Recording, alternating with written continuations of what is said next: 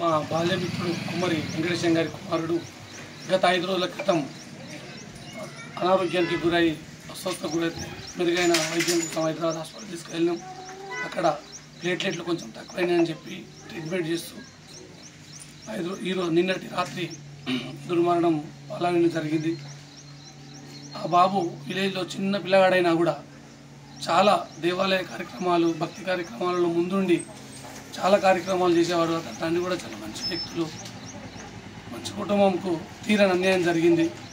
ఆ భగవంతుడు వారికి మనోధైర్యం ప్రసాదించాలని మా అందరి తరఫున గ్రామం తరఫున వారికి కోరుకుంటున్నాను.